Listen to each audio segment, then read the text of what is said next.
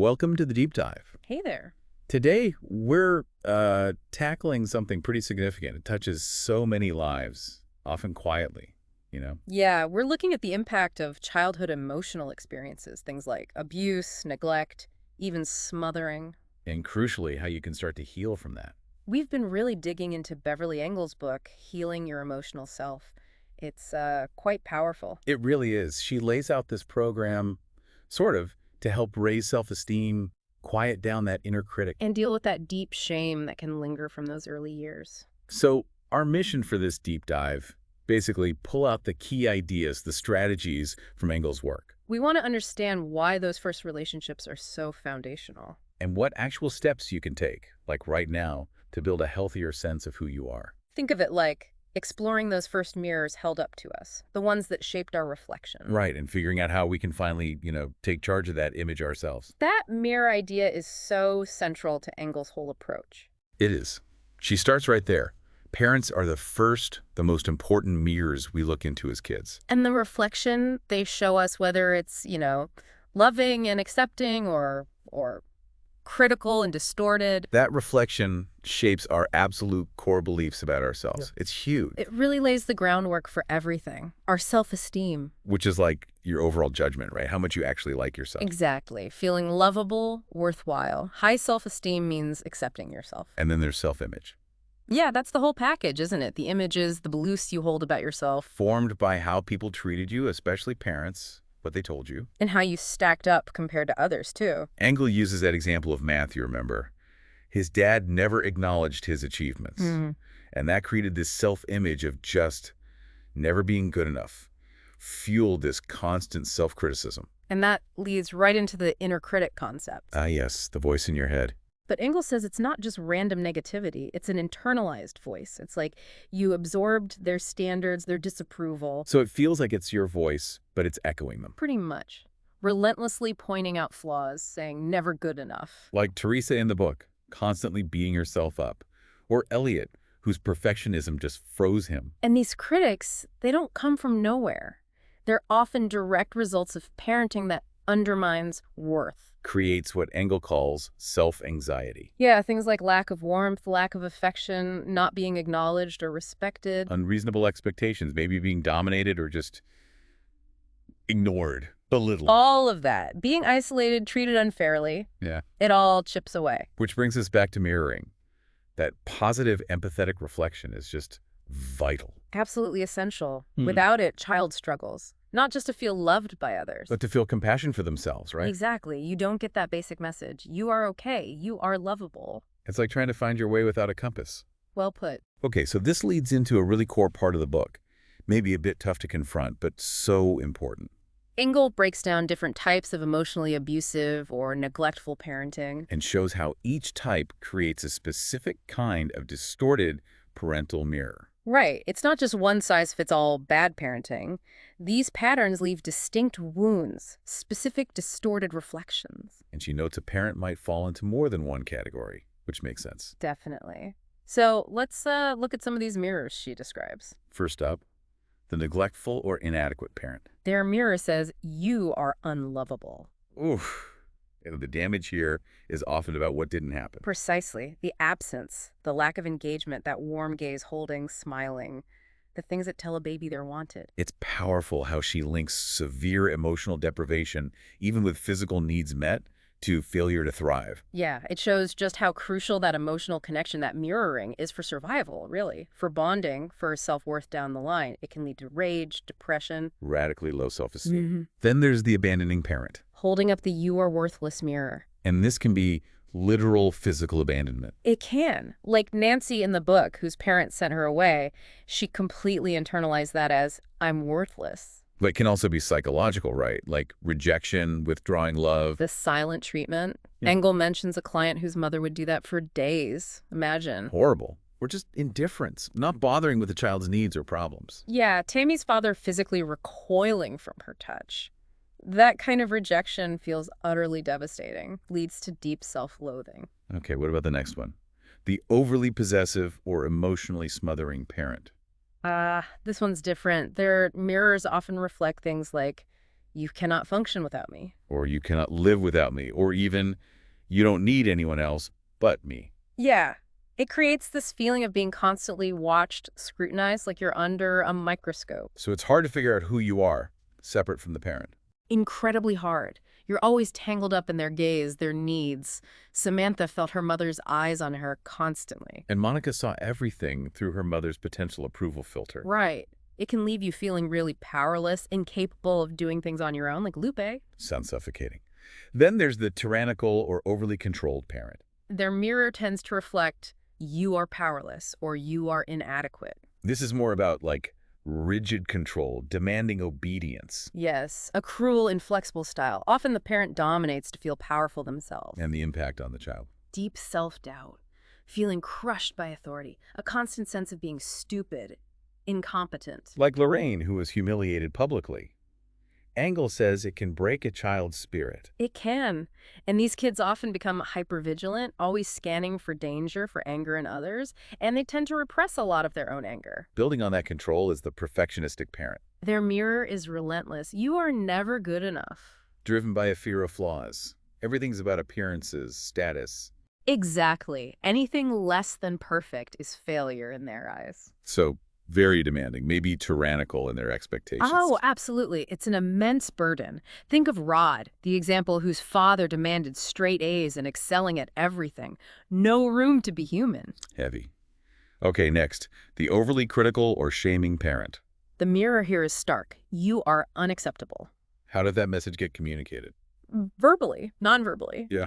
Basically saying the child is fundamentally flawed, unlovable, ugly, stupid, bad. Through belittling, calling names, contempt. Yeah, you're just a crybaby, you stupid idiot. That sneer of disgust, humiliation. Or setting impossible expectations that lead to that blinding self-consciousness. Right. Stephen felt his parents just didn't like him. He internalized, who I am is not acceptable. That just crushes confidence, doesn't it? The will to even try. Totally. Shame children often shrink, try to be invisible, feel like any acceptance is conditional, precarious. And the last type Engel details is the self-absorbed or narcissistic parent. They see their kids mainly as extensions of themselves. Useful only if they provide what the parent needs, like admiration or validation. Exactly. The child feels like a possession, not a person in their own right. Can they be cold or sometimes overprotective? Both, actually. Often chronically cold, but sometimes paradoxically overprotective in a way that really invades the child's autonomy. And they reject parts of the child they don't like, always trying to improve them. Presently, Mason's mother is the example given. Children like Karen, in another example, just never feel accepted for who they truly are. Engel points out this can create a really weird, contradictory self-image. Yeah, like feeling you're a total failure and somehow supposed to be capable of perfection at the same time. It's a trap. And all that criticism makes it super hard to be objective about yourself later, or even take constructive feedback. Definitely. Engel shares her own struggles with trust because of her narcissistic mother. It runs deep. Wow. Okay, that's a lot to absorb, seeing how specific these patterns are. It is. But the really good news, the core of Engel's book, is that she offers a way forward. Right. It's not just about identifying the damage. No, she calls her program mirror therapy. Mirror therapy. I like that.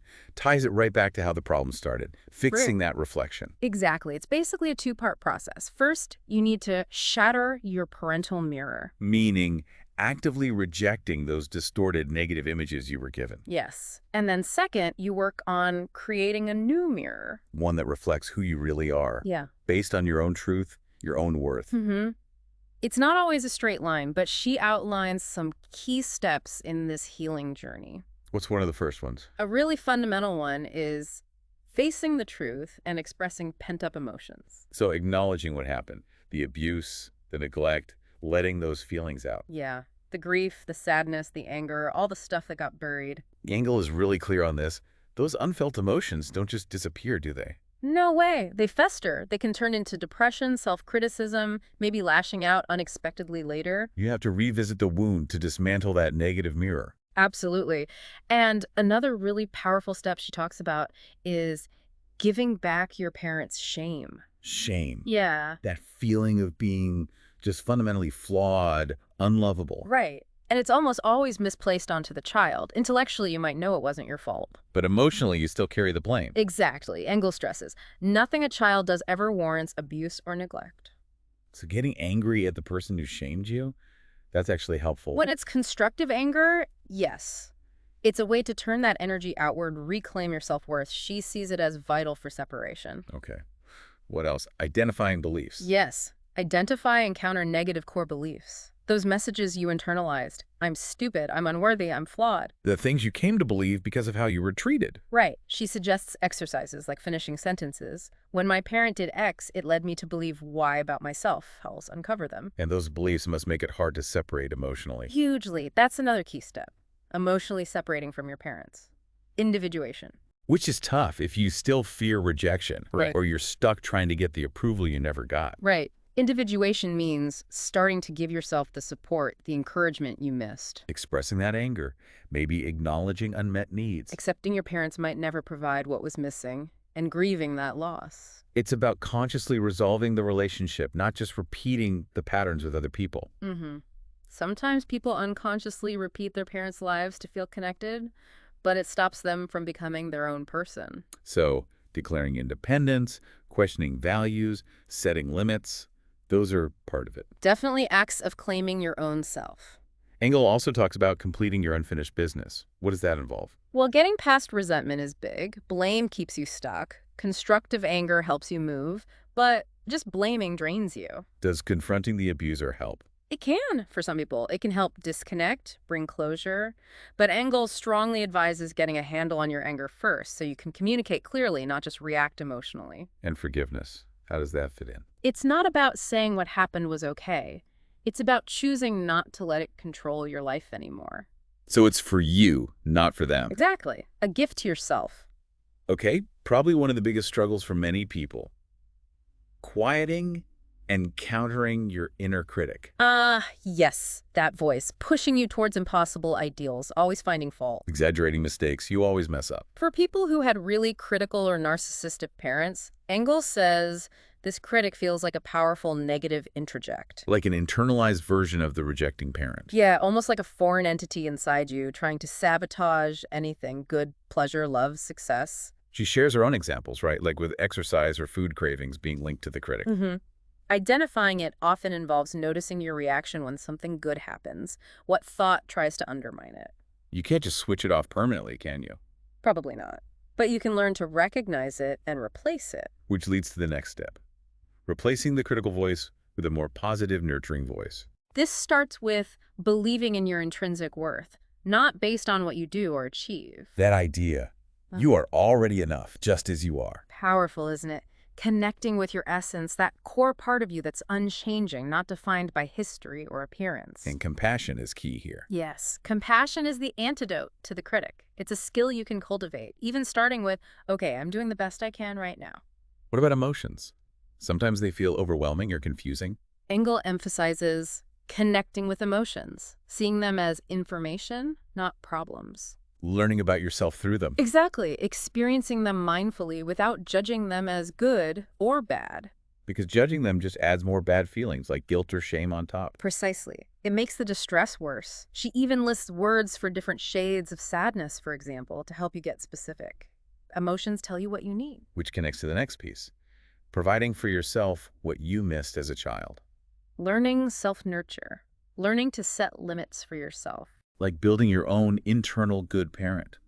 A responsive mother, a safe father inside. Kind of, yeah. It means consciously identifying and meeting your own needs now. Physical, emotional, mental, all of them. She has those self-care questions to pinpoint where you might be falling short for yourself. Right, because often there's a disconnect. You need something, but you don't actually give it to yourself. Learning to self-soothe by connecting with that inner child part of you. And this ties into a tough realization Engel points out. Which is? Treating ourselves the way our parents treated us. We often repeat those patterns internally. So if they deprived you, you deprive yourself? Yeah. If they criticized you, you criticize yourself. Exactly. Identifying those patterns is the first step to consciously providing the care, the attention, the limits that we're missing. Engel shares her own list of how she repeated her parents' habits on herself. That takes real awareness. What about body image? Is that connected? Very much so, according to Engel. People with this history often have bigger body image issues.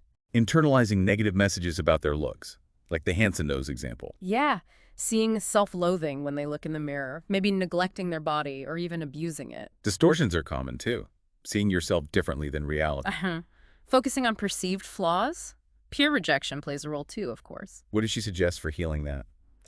Exercises like really looking in the mirror, asking your body what it needs, writing letters of acceptance, even gratitude to parts you dislike. And that inner child work seems to weave through all of this. It's central. Connecting with your inner child is crucial for self-soothing and healing. But if that child part was hurt or neglected, it might be hard to reach. Hidden. Distrustful. Absolutely. You have to earn its trust. Be consistent. Be patient. Keep promises to yourself. Dialogue can help, written or spoken. Yes, listening to what that child part needed then and still needs now. Like Dana ignoring her inner child just like her mother ignored her, or Tony's inner child being silent out of distrust. It takes time. It really does. Consistency is key. Engel also offers some specific healing strategies for the different parental types we discussed earlier, right? Yeah, briefly.